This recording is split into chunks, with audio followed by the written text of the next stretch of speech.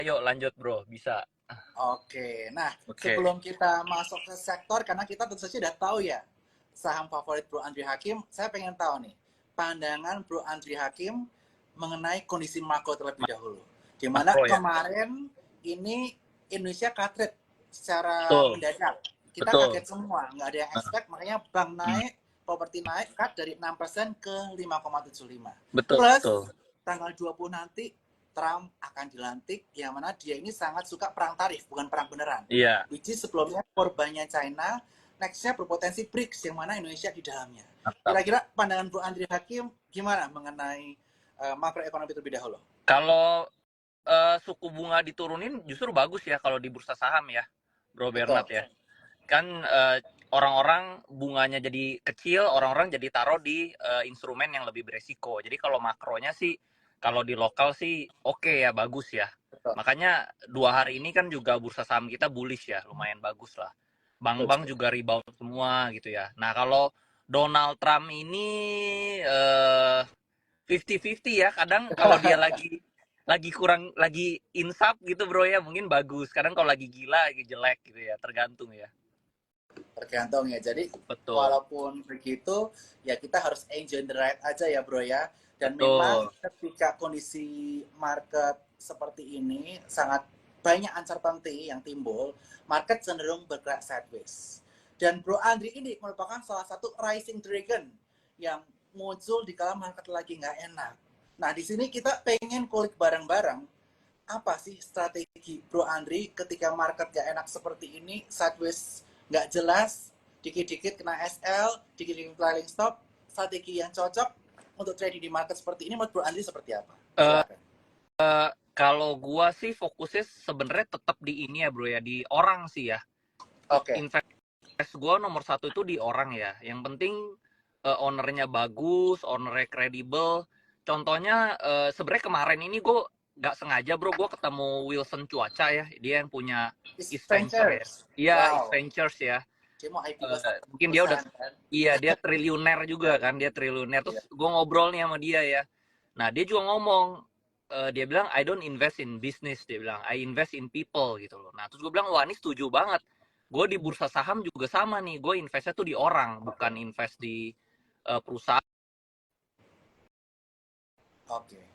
Gue tetap ya, orang sih nomor satu sih, seperti Oke. itu. Jadi strategi investasi Bro Andri Hakim adalah nggak melulu melihat mengenai laporan keuangan ataupun teknikal ya Enggak bro ya, tapi paling penting terlalu. orang. Betul, Nah, betul. Terus sama bisa karakter melihat apa? value sih bro, Value. menurut gue. Value, Oke, yes. dua value. Yes. Jadi kita Nah, harus aku bisa pengen. menilai perusahaan ini tuh value wajarnya tuh di harga berapa gitu loh. Oke. Nah, mungkin kita kulik satu persatu dulu ya bro, Yes. mengenai invest in people and value dari perusahaan itu sendiri. Kita ke Yes. orang ya. Boleh. Apa sih yang bro Anti lihat ketika invest di suatu saham, orangnya yang harus bagaimana? Orangnya, rekam jejaknya bagus ya bro ya, nomor satu Oke. jujur gitu ya. Terus kita harus lihat juga rekam jejak dia di bursa saham gitu ya. Ada Oke. yang ownernya sebenarnya bisnisnya jago, tapi rekam jejaknya ini suka jualan terus di market. Nah jadinya Oke. sahamnya nggak bagus gitu ya. Jadi kita sama juga ya, kita kan sebagai investor itu ada yang tipenya trader, ada yang tipenya investor gitu ya bro ya. Ya. Nah sebenarnya owner emiten itu juga sama, ada yang tipenya trader, ada yang tipenya investor. Nah kalau gue prefer cari owner-owner ini yang tipenya investor, yang dia jangka panjang. Jadi sahamnya itu bagus gitu bro, bergeraknya jangka panjang gitu. Jadi Oke. dia ada Jadi goal jangka panjang, ada corporate action, ada bagi dividen. Pokoknya gue lihat owner yang mainnya jangka panjang, nggak lihat owner yang cuman trading-trading jualan ke retail sesaat gitu bro. oke. Jadi di sini Bro ini menunjukkan bahwa yang kita lihat tuh orangnya atau owner dari perusahaan tersebut, dia memiliki rekam jejak yang baik untuk membangun bisnis. Betul, Tetapi betul, selain membangun bisnis, juga dia memiliki rekam jejak yang bagus dalam hal sahamnya juga di-maintain dengan baik. Istilahnya seperti itu ya Bro betul, ya, betul, rasanya betul. ya.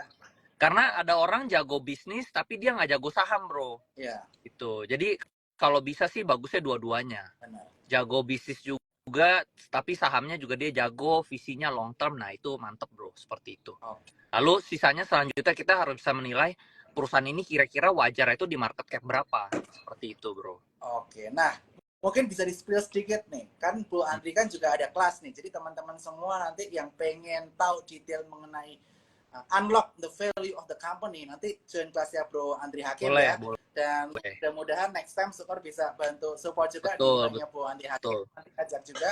Nah, mungkin kasih sedikit spill-spillnya nih, gimana Bro ini unlock the value of the company, dari people yang tadi. Kalau gua fokusnya sebenarnya yang utama ya, yang gua main itu saham-saham merger and acquisition sih bro sebenarnya. Oke, Jadi ya ada corporate action ya. ya ada corporate action. Jadi kenapa gain gue itu paling tinggi gitu ya mungkin se-Indonesia gitu. Karena itu gue carinya tuh saham-saham yang merger acquisition. Karena saham-saham merger acquisition itu biasa saham yang udah jelek, perusahaan yang udah jelek, lalu dia diakuisisi sama owner yang baru, owner yang gede, yang kompeten, itu dia dari jelek jadi dari sampah dia jadi emas, bro. Oke. Gitu.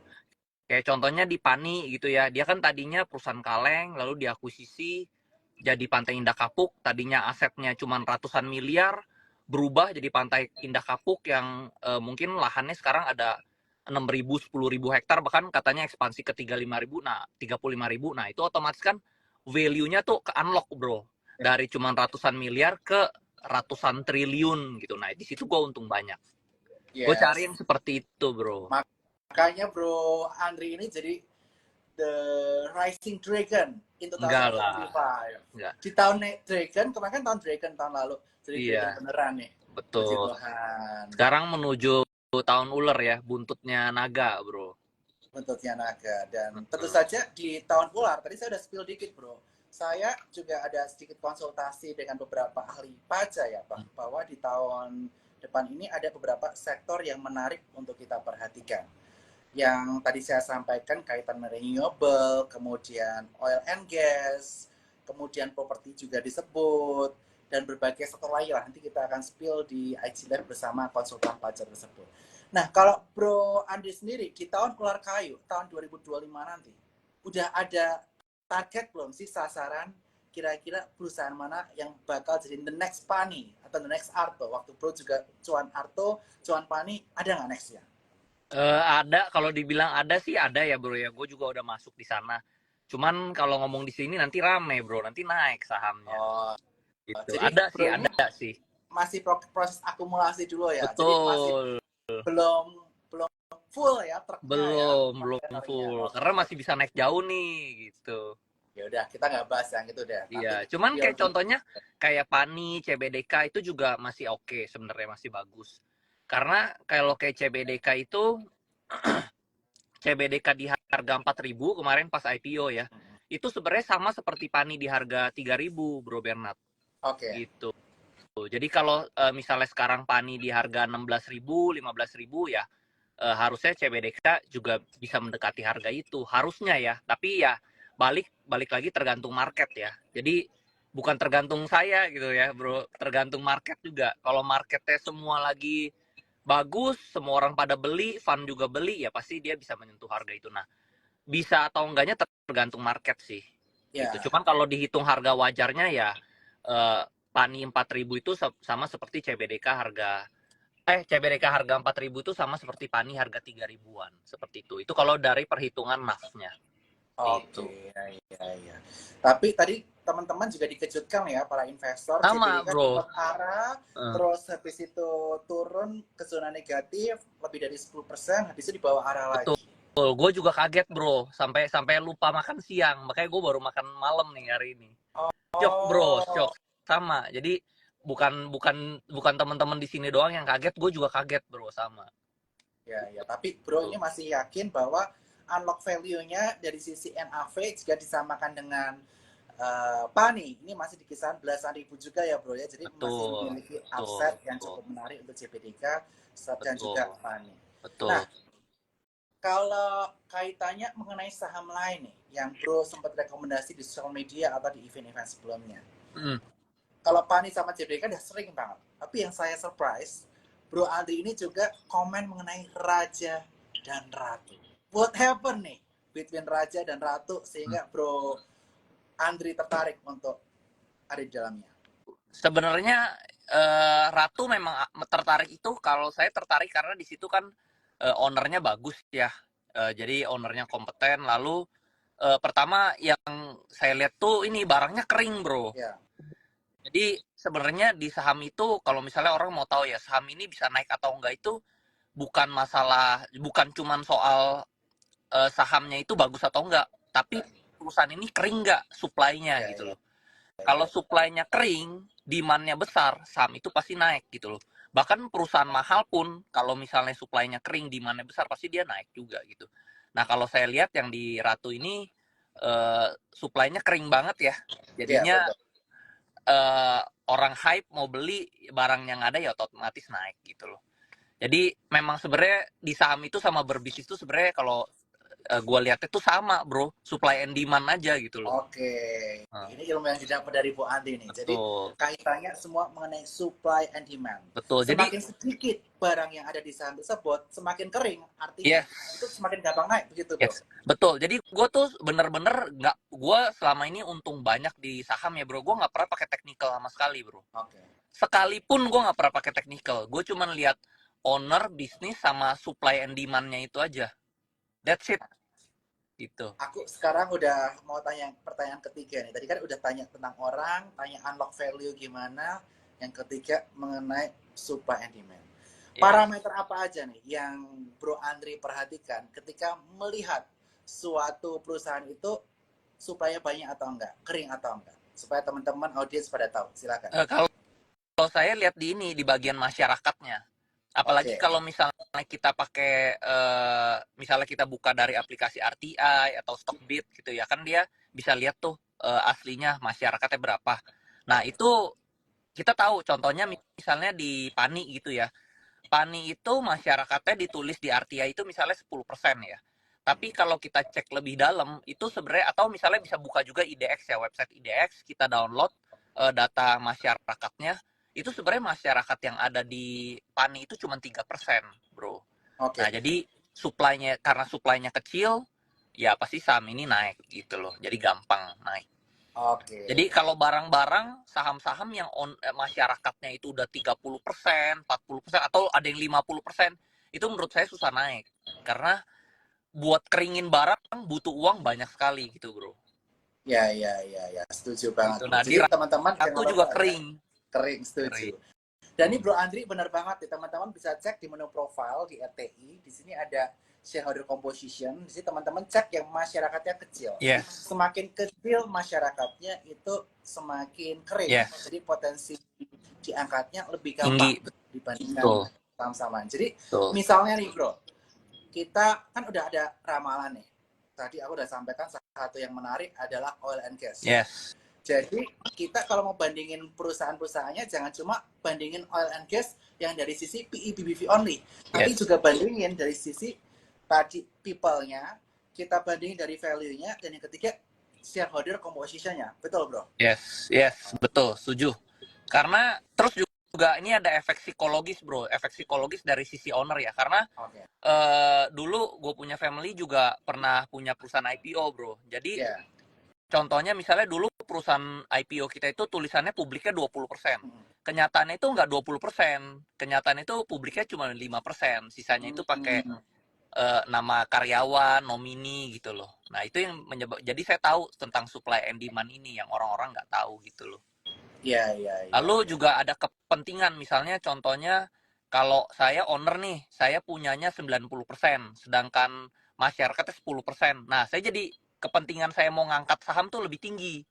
Karena Hmm. kalau saya sahamnya naik, saya yang paling diuntungkan gitu loh. Oke, oke. Sedangkan kalau saham saya misalnya cuma punya 50%, terus masyarakat ada 50%. Saya nggak mau naikin. Karena kalau gue naikin, lu semua yang untung gitu. Jadi Ya. lebih efek psikologis dari sisi owner sih. Oke, jadi clear ya. Tapi saya nggak boleh sebut ulang kesimpulan yang tadi karena itu buat saya nggak boleh.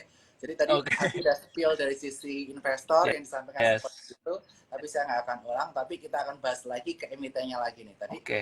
Ratu dan Raja. Karena Ratu ini tadi sangat kering, artinya shareholder composition-nya free float-nya tipis lah yang beredar di Betul, masyarakat, betul, kenaikan cukup signifikan. betul. Nah, kalau dengan rajanya yang saat ini akan fokus di bisnis midstream dan downstream only, sedangkan Ratu nanti di upstream, apakah dengan dua perusahaan dilepas ini akan menguntungkan rajanya juga? Eh, kalau di sisi gua sih gua lebih suka Ratunya ya, kalau gua ya. Tapi mungkin ini preferensi ya. Mungkin harus dipelajari lebih dalam lagi. Kalau gua lebih suka Ratu karena kayak Ratu lebih kering ya, kayaknya ya. Keren, tapi susah dapat barangnya, bro. Iya, susah. Nah, tapi gua ada teori nih, bro. Memang Gimana? barang bagus itu susah didapatkan. Oke. Gitu. Ya, Justru kalau yang diobral-obral gampang dapet itu justru artinya dia nggak bagus, bro. Jadi makin susah didapat, makin kita kejar, bro. Kayak pacar gitu, bro. benar. Jadi kalau ya benar, kalau cewek kalau kita lihat dia makin jual mahal, Makin kita jual makin mahal, penasaran. makin penasaran gitu ya, bro ya. Nah, sama nih. Kalau saham-saham bagus justru belinya susah, kumpulinnya susah. Kalau kumpulinnya gampang justru ya kurang bagus biasanya gitu, Benar. bro.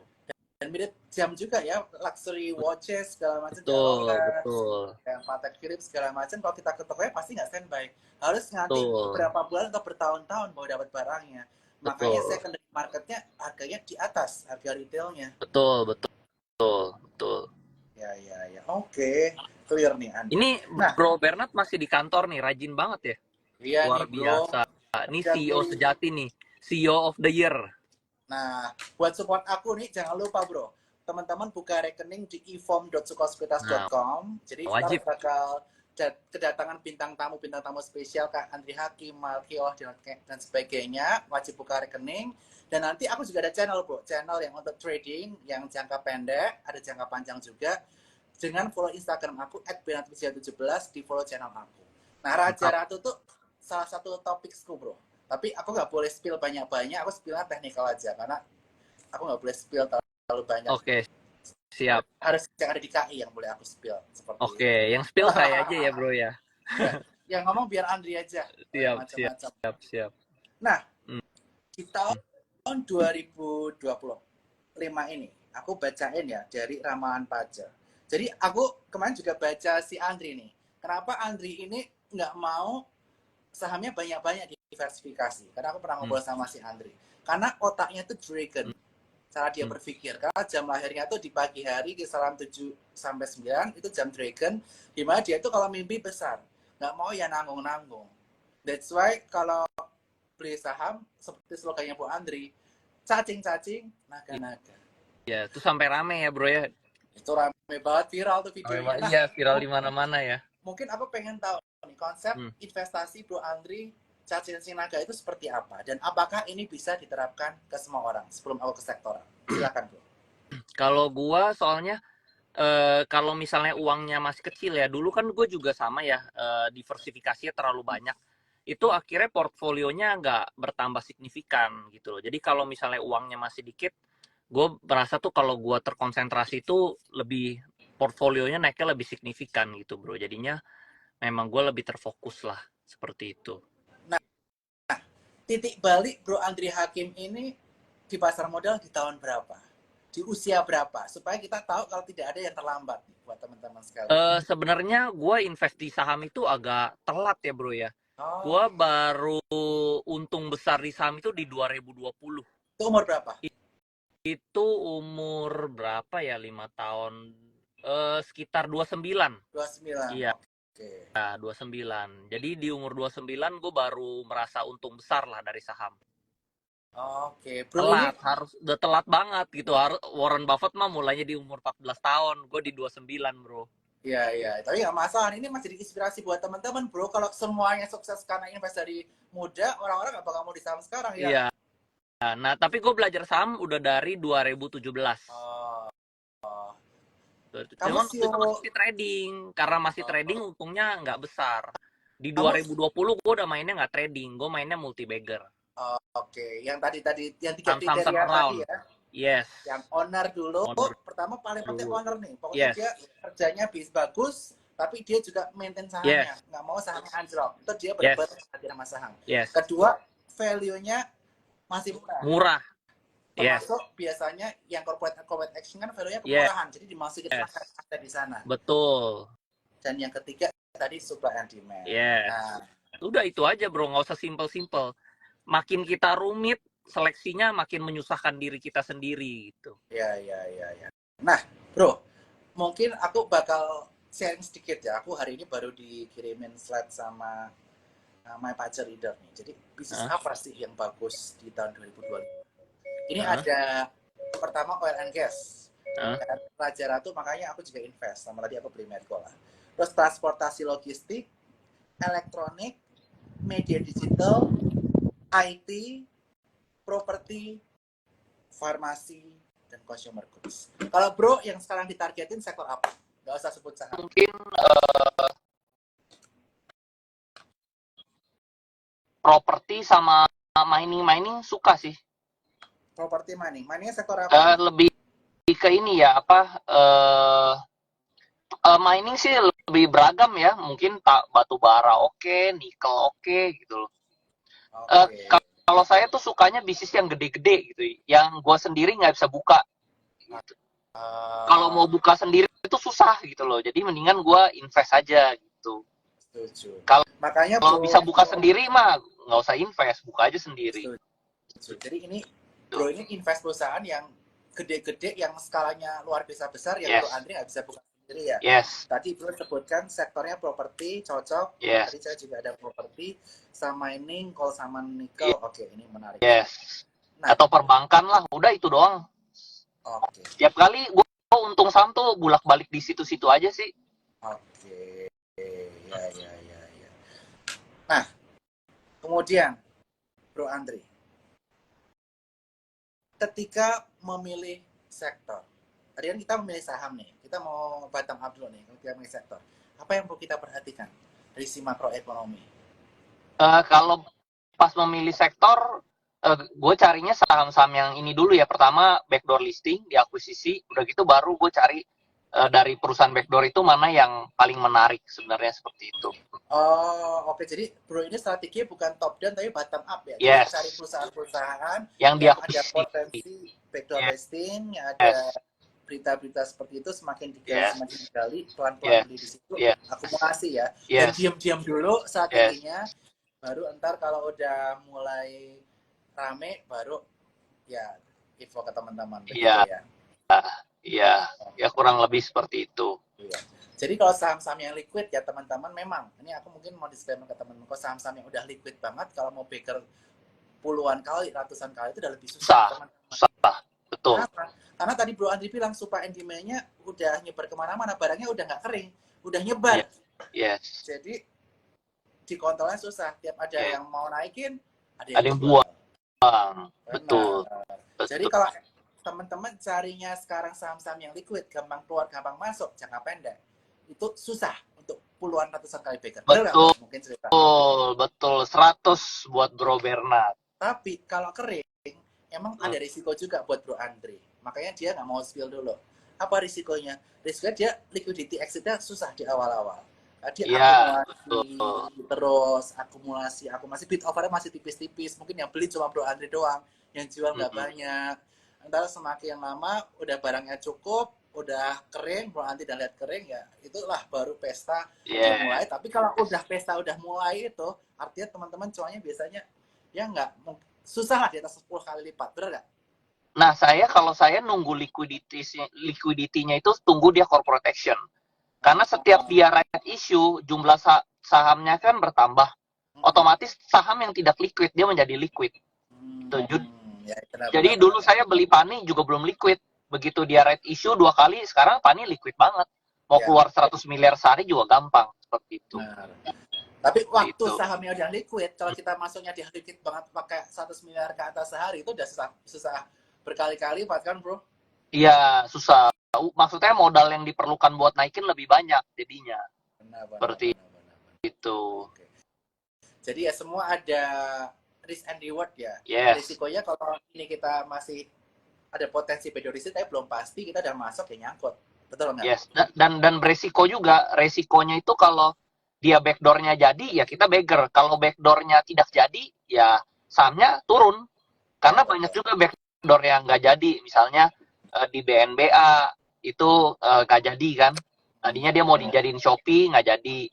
Lalu Shopee Bank ya, BNB jadi Shopee Bank. Lalu misalnya di Karwe kemarin juga nggak jadi ya masukin asetnya, belum ada kejelasan, akhirnya crash seperti itu. Jadi kalau mau main di saham ini kita harus cepat gitu loh. Kalau misalnya dia masih bagus kita pegang, kalau memang sudah tidak ada jelas kita udah harus buru-buru cut gitu. Jadi memang sangat beresiko. Jadi Gitu. dia gini ya bro ya. Jadi saya mungkin summary ke teman-teman, multi bagger itu potensinya sangat luar biasa. Yeah. Itu bisa kayak Bro Andri, Yes. tapi emang ada risikonya. Betul. Nah, Betul. kalau potensinya nggak jadi, ada potensi turun. Yeah. That's why asumsi awal ketika beli saham itu harus asumsinya betul terus. Kalau asumsinya salah, harus kita berani cut cepat. Bener, Kak. Betul lah, Bro? Jadi kita harus up to date terus setiap hari perkembangan perusahaan ini ngapain gitu. Kalau tiba-tiba dia ada red flag di situ kita udah harus cut. Benar. Gitu. Mau itu rugi berapapun kita harus cut. Nah, kebanyakan orang itu nggak bisa ikutin saya itu karena mereka mau untung, mereka nggak mau rugi. Tuh, udah turun dia nggak mau cut, dia mau tunggu ini balik lagi. Nah, saham-saham gitu kalau memang sudah gagal dia biasa susah naik seperti itu. Jadi kalau dari pengalaman aku ya bro, kalau trading saham itu kita harus tahu asumsi awalnya kenapa kita beli saham itu, kita harus tahu. Kalau misalnya asumsi dan ekspektasinya udah nggak mungkin terjadi, udah nggak kejadian, kita harus berani cut loss. Betul. Contohnya, kita beli secara teknikal, udah breakout nih, dibeli, tapi tiba-tiba breakdown, ya kita harus berani jual. Betul. Terus kita misalnya ekspektasi nih resultnya, earningsnya double digit nih, dapat info, contohnya, ternyata net profitnya nggak double digit, malah minus. Ya kita harus jual karena asumsinya udah nggak sama. Yes. Ini sama juga ya bro ya. Sama. Kita asumsi corporate action, tapi nggak jadi. Ya harus kita berani. Betul. Semua ada risikonya. Betul. Jadi kan ini sama kayak ilmu bisnis lah, gitu kan, orang selalu bilang ya, mau untung besar lo harus berani rugi. Jangan cuma mau untung tapi nggak mau ruginya gitu. Ya betul, setuju. Jadi harus berani rugi ya kalau memang selama dia masih sesuai jadwal ya. Tapi kalau misalnya ini jadi, ya bisa jadi seperti Pani itu, bisa 30 kali lipat gitu. Jadi saya di Pani itu 3000% Bro Bernard. 30 kali lipat. Nah itu contoh yang jadi. Jadi kalau misalnya kena, bisa untungnya berkali-kali lipat. Kayak di Arto juga saya jadi. Arto itu saya 22 kali lipat. 22.000%. 2.200%. Gitu. Di BBHI juga jadi. BBHI juga sekitar 2.000-4.000% gitu loh. Ya. Wah, boleh deh ntar diversifikasi modal. Ada yang trading, ada yang model-model begini deh yang lebih sabar. Gitu. Iya, itu namanya main backdoor listing sih. Main backdoor listing. Oke, Bro Andri. Ini udah mulai ada pertanyaan. Boleh ya Bro ya? Ada pertanyaan dari teman-teman. Boleh. Aku tertarik juga sama pertanyaan yang ini nih. Tadi kan kita belum gali terlalu detail. Tadi kita cuma ngomongin NAV dari CP3 dan PANI. Kalau mau disamakan, kurang lebih harganya belasan ribu lah, mirip-mirip CP3 dan PANI. Tapi kita belum gali secara detail. Bagaimana Bro Andri ini menghitung value saham? Gimana nih Bro Andri? Kalau di ini setiap saham beda-beda ya. Setiap emiten itu case by case-nya beda-beda. Tapi hitung paling gampang itu dari asetnya sih. Aset yang dia bakal masuk itu kira-kira berapa gitu loh. Kayak contohnya Pak, kalau di PANI itu kan properti ya, paling gampang itu dia hitung asetnya, NAV biasanya, net asset value gitu. Jadi kita lihat, kita perkirakan misalnya lahan dia sekarang 2.000 nih, 2.000 hektar itu kalau dihitung dipotong misalnya 60% fasilitas umum, fasilitas pasos, fasum, itu sisanya kan 40%. Nah 40% dikali harga rata-rata properti di sana berapa, misalnya 25 juta atau 35 juta. Nah, itu dapat tuh angkanya berapa ratus miliar seperti itu. Lalu kita lihat juga dia masih ada land bank yang nanti mau dimasukin berapa banyak gitu. Contohnya sekarang di PANI itu baru masuk 2.000 gitu. Sedangkan kenyataannya kan dia di atas 10.000 ya asetnya ya. Gitu. Jadi artinya dia masih ada room to grow gitu loh. Nah, selama dia masih ada room to grow, itu saya hold terus, Bro. Gitu. Begitu dia udah nggak ada room to grow, ini udah puncaknya, harganya udah mahal, disitulah kita jual. Jadi kalau saya itu menilai saya di saham itu saya seperti jual beli perusahaan, Bro Bernard. Saya beli perusahaan ini saat masih jelek, begitu dia udah jadi, saya udah jadi bagus, udah paling pucuk, paling mahal, harganya udah mantep, disitulah saya jual. Seperti itu. Inilah investor banker sejati. Aku suka quote kamu, Bro Betul, Andri. Jadi Bro betul. ini mirip banyak orang sukses lainnya, karena kita pernah dengar cerita tentu saja dari Pak Haritano yang dia juga waktu dulu awal mulanya tuh dia beli perusahaan yang istilahnya kurang bagus secara good corporate governance, kemudian yang istilahnya waktu itu karena krisis kan, jadi semua barang nggak bagus lah barangnya, Yes, tapi yes. benerin segala macam sampai udah mentok dijual lagi. Betul, betul. Dragon tuh kayak gitu, dan Bro Andri juga menggunakan Betul, sama betul. ala investment banker. Kita Yes, lihat saham itu bukan lihat 4 huruf yang naik turun, kita nggak tahu perusahaannya apa. betul, betul, betul. Saya nggak lihat naik turunnya, nggak peduli. Yang penting ini masih ada room to grow, masih bisa naik, saya beli gitu. Yes. Saya lebih kayak venture capital. Yes. Saya beli perusahaan ini jelek, di manage orang yang bagus, sampai dia jadi bagus, udah saya jual nanti kalau dia udah bagusnya mantep gitu. Investment banker kan juga gitu, Bro. Investment Betul, banker. betul, Jadi betul, perusahaan jelek yang tapi ada potensi jelek, tapi ada potensi ya, jangan jelek tapi nggak ada potensi, benar nggak? betul, betul, betul. Ada potensinya dari mana? Jelek ada potensinya karena ada corporate action yang bisa mengubah bisnis perusahaan tersebut. Contohnya Betul. Pani tadi, dari perusahaan consumer goods, kaleng atau apa tadi, tiba-tiba jadi properti terbesar di Indonesia. Betul, betul. Dan ingat ya, orangnya penting gitu. Betul. Contoh kayak Sukor kan ini salah satu perusahaan investasi saham bagus lah, salah satu top lah di Indonesia karena ada Bro Bernard di sini juga kan. Jadi orang tuh nomor satu. Orang itu paling penting gitu loh. Jadi jangan invest di perusahaan, selalu invest di orang yang terbaik. Kalau menurut saya seperti itu.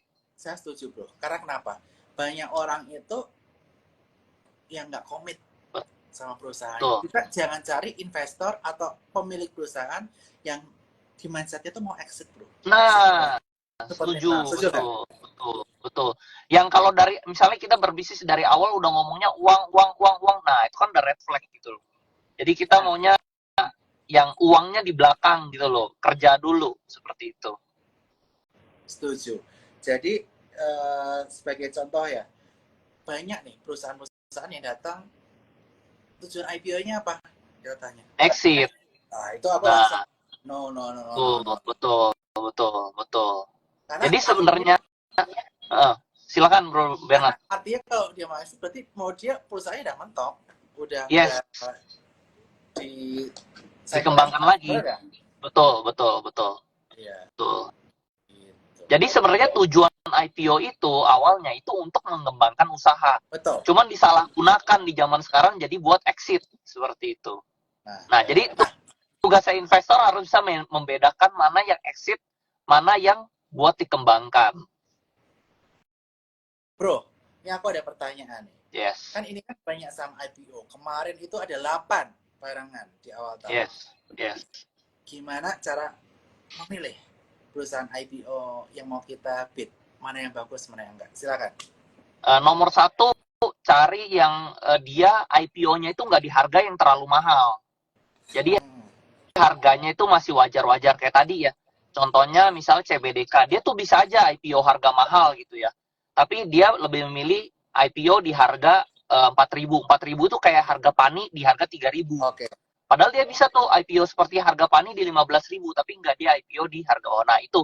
Jadi dia IPO-nya itu di harga bawah, lalu jadi masih ada room to grow gitu loh. Nah, kedua, masyarakatnya itu harus dikit gitu loh. Oke. 2 itu sih. Oke. 2 itu aja. Kalau IPO sih saya cuma lihat 2 itu ya. Jadi harus ada room to grow. Kalau misalnya IPO-nya udah harga mahal, mau lebih mahal berapa lagi gitu, Bro? Kan udah susah ya. Room to grow-nya udah tinggal dikit. Jadi resikonya sangat tinggi seperti itu. Oke, intinya cari room to grow-nya ya. Oke. Yes.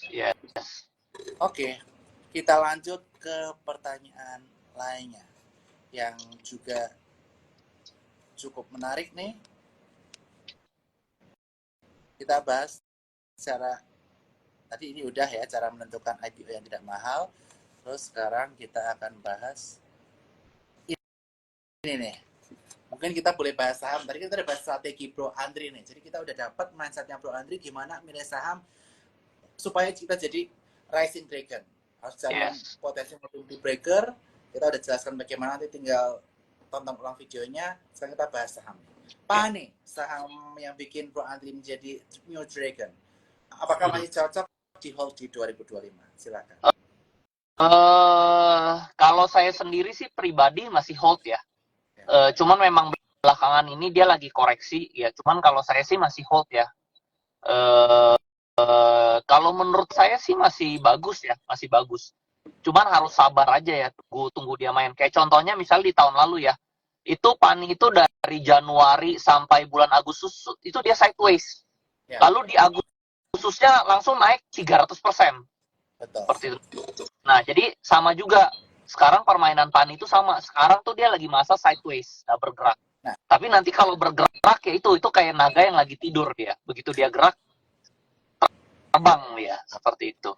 Nah, kan tadi kan Bro Andri itu menyampaikan ada statement bahwa kita kalau misalnya lihat perusahaannya udah nggak ada room to grow lagi, kita better Jual. Nah, kalau PANI berarti masih ada room to grow-nya ya? Kalau menurut saya masih ada, karena lahannya kan masih gede, sedangkan yang dimasukin baru 2.000. Seperti itu. Ya. Oke, ini udah dapat bocorannya. Jadi kan tadi kita berarti bilang room to grow. Dia bilang PANI masih bagus, apakah ada room to grow? Dia udah menyatakan. Di PANI itu masih 2.000 hektar only. Padahal total di Pantai Indah Kapuk ada berapa hektar, Bro?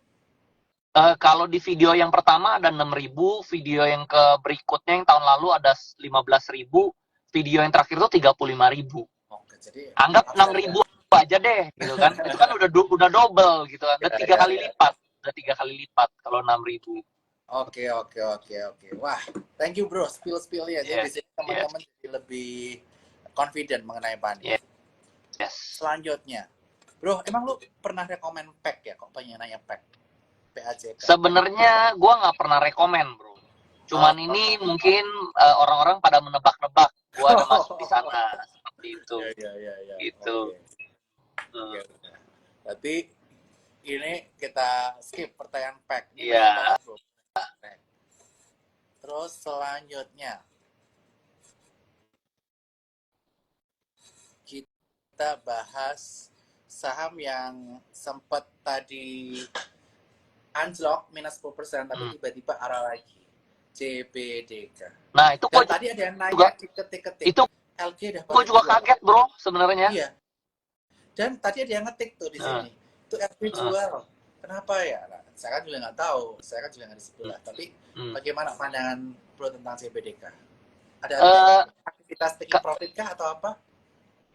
Kalau yang jual pagi-pagi itu ada sekitar 500.000 lot ya. Itu udah pasti emiten, bro.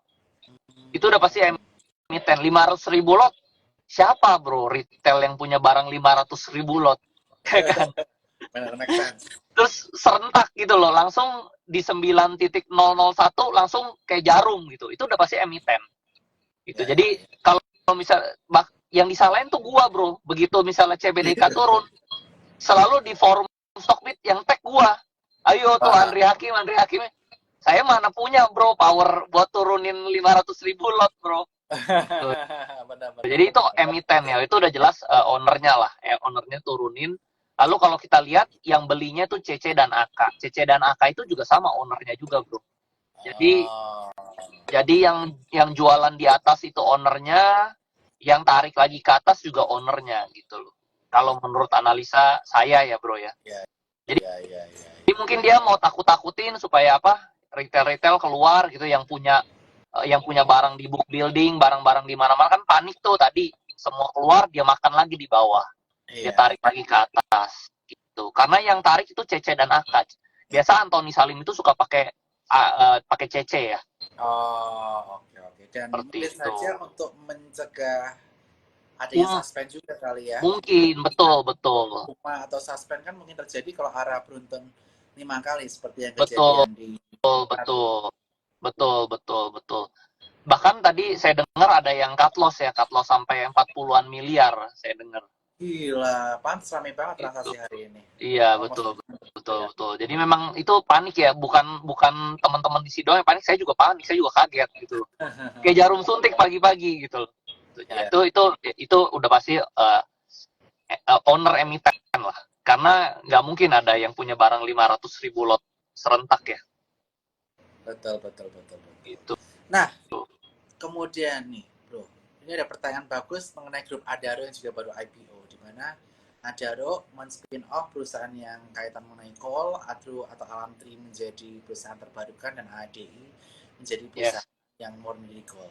Nah, aku juga sempat lihat postingan bro mengenai Adaro dan ADI. Gimana pendapat bro mengenai saham ini? Mungkin bisa di-spill, silakan.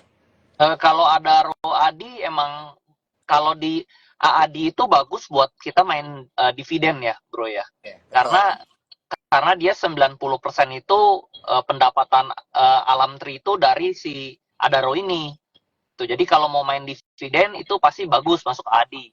Gitu, karena pasti dapat dividennya setiap tahun besar. Nah, kalau si Alam-Tree-nya itu bakal jadi perusahaan ini green gitu loh. Cuman yang saya dengar itu dia jadi hydro ya, jadi hydro plant. Itu sebenarnya modalnya sabar sih. Nah, cuman balik lagi ya, kadang stamina holder dari para teman-teman di sini kan, retail di sini kan biasanya nggak sabar gitu loh. Betul. Nah, kalau sabar sebenarnya pasti dia jadi gitu loh. Cuman yang saya dengar itu masih lama, masih 2028 atau 2030 gitu. Hydroplannya baru jadi. Cuman kedepannya itu rencananya itu pendapatan dari Alam-Tree itu nggak akan kalah sama pendapatan dari Adaro. Itu yang dari yang saya dengar dari omongan dari Pak Boy Tohir ya, dia bilang seperti itu. Dan tren kedepannya memang kan energi terbarukan itu menjadi kunci ya. Salah satu target Pak Prabowo di tahun 2030 juga kaitan mengenai energi terbarukan, mengurangi net zero emission segala macam. Jadi emang the future is near, cuma kita nggak tahu kapan. Cuma kalau teman-teman believe dan emang nanti ada akuisisi atau corporate action mengenai gas bumi baru atau EBT baru, itu bisa menjadi story ya bro ya. Betul. Jadi emang sebenarnya jadi investor itu kita cuma tahu nih dia bakal naik karena bagus. Cuman naiknya kapan kita nggak tahu gitu. Dan berarti Bro Andri ini masih percaya Adro ini masih punya unlock value, kedepannya masih bisa menjadi lebih besar lagi punya. Yes. Sebenarnya bisa. Cuman modalnya sabar aja sih sebenarnya ya. Aku juga setuju. Adro aku masukin ke list saham long term buat aku sekarang di channel long term aku, di channel Berat17 saham pagi, di follow @berat17. Aku masukin Adro sebagai yang untuk long term. Dia untuk value growth investing. Kalau contohnya Boy Tohir aja nggak keluar loh dari Alam-Tree loh. Betul. Dia masih di dalam sana. Kalau misalnya dia udah mau exit kan harusnya dia keluar, dia cari direktur lain aja gitu. Justru mereka malah stay-nya di Alam-Tree-nya, bukan pindah ke Adaro gitu. Betul. Jadinya artinya masih potensi. Lalu dilihat juga pas kemarin turun dalam, mereka buyback banyak sekali ya, ratusan miliar kan. Betul. 500 miliar lebih setahu saya buybacknya. Jadi pasti ada sesuatu dong, nggak mungkin nggak jadi apa-apa kan. Setuju. Dan juga bro, berdasarkan ramalan Pajo bro, ini kan tahun ular kayu ya. Kayu ini elemen growth.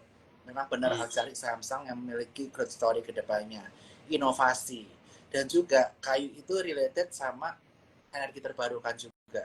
Kalau kita telisik secara detail. Jadi memang secara Chinese astrologi, sektor EBT ini bisa menjadi pilihan yang menarik juga, bro. Jadi kita gabungin antara feng shui, saham, dan juga growth tadi. Betul. People, value, supply demand. Ini kita ingatnya. Betul. Bro Andri, ini kan tinggal 4 menit lagi. Aku pengen Bro Andri memberikan closing statement mengenai strategi trading yang pas atau investasi yang pas di kala market lagi seperti ini ala Bro Andri Hakim, supaya kita bisa menjadi rising dragon yang baru mengikuti Bro Andri. Silakan. Nah, kalau saya tergantung ya, ini tergantung resiko profilnya. Kalau misalnya teman-teman mau cari yang aman, ya mungkin cari perusahaan-perusahaan yang membagikan dividen, yang blue chip itu aman, tapi pertumbuhannya nggak bisa besar gitu ya. Kalau mau yang bertumbuhnya besar, resikonya besar, tapi ya sekali jadi bisa cepat gitu ya. Itu lebih di saham-saham yang backdoor listing, yang diakuisisi. Jadi itu perusahaan jelek, diakuisisi jadi besar, ya jadi besar gitu. Nah, jadi tergantung risk profile masing-masing maunya yang mana gitu loh. Nah, lalu selanjutnya sebenarnya cuma perlu sabar dan fokus aja dan tekun gitu ya. tekun itu artinya kita harus rajin cari gitu loh. Di bursa saham ini kan ada 900-an emiten nih. Nah, kita harus rajin cari. Nah, kalau rajin cari, saya setiap kali tuh setiap tahun ketemu terus gitu loh, Bro. Jadi harus tekun. Udah tekun, harus sabar gitu loh. Sabar itu ya kita tunggu dari dia jelek sampai dia jadi. Jangan buru-buru mau beli hari ini besok jual. Ya itu nggak bisa kaya, nggak bisa maksimal untungnya. Itu untung-untung kecil lah. Untung buat makan bisa. Nah, kita kan mau cari yang lebih dari buat makan. Gitu loh. Wah, luar Itu. biasa ya, strategi Betul. investasi ala Andri Hakim. Kita bukan cuma cari duit untuk makan doang, tapi untuk jangka panjang. That's why Betul. saat ini punya beliau trading berubah aliran menjadi investasi, di mana investasinya di Yang people, betul. ke value-nya yang bisa memiliki room to grow, dan yang ketiga yang barangnya nggak terlalu tercecer. Betul. Luar biasa. Tapi terus udah yang ketiga ada lagi, jangan lupa fokus gitu loh. Oke, Fokus itu jangan lupa misalnya kalau perusahaannya dipelajari terus portfolionya. Kalau misalnya udah jelek ya di cut loss. Kalau misalnya masih bagus di hold terus gitu loh. Oke, jadi kita sebagai investor harus mau kerja keras ya, mau baca-baca, belajar, cari tahu, fokus, di follow terus perusahaannya, jangan sampai ditinggalin, ntar tiba-tiba nggak jadi competition, teman-teman telat keluar atau gimana. Yes. Ya. Sama kan kayak kita berbisnis kan, nggak bisa dong bisnis kita ditinggal terus kan. Kadang ada saatnya kita harus cek nih. Kalau misalnya kita punya bisnis terus kita tinggal nih, kan nanti karyawan kita korupsi, karyawan kita tidur-tiduran nggak kerja gitu kan. Jadi tetap harus dipantau nih. Contohnya misalnya Bro Bernard keluar negeri sebulan, nah pasti berantakan kan, karyawan pasti nggak kerjanya maksimal gitu. Jadi tetap harus dipantau. Good. Wah, thank you Bro Andri, aku jadi dapat mindset seorang New Rising Dragon di ISG yang ternyata cara pikirnya bukan cara pikir seorang trader atau investor biasa, tapi cara pikir seorang investment banker, Bro. Betul. Dengan transformasi lo yang luar biasa dalam beberapa tahun terakhir ini. Semoga kita semua bisa mengikuti Bro Andri, dan nanti kita ada event ya Bro ya. Aku undang Bro Andri juga, jangan lupa join. Kita bakal ngomong banyak di sana dan have fun di sana ya. Sorry mengganggu waktu malamnya Bro. Nggak apa-apa, aman Bro. Thank you. Gua yang salah nih minggu lalu ke skip. Thank you. Thank you. Oke, thank you Bro Andri. Bye-bye. Thank you undangannya. Bye-bye.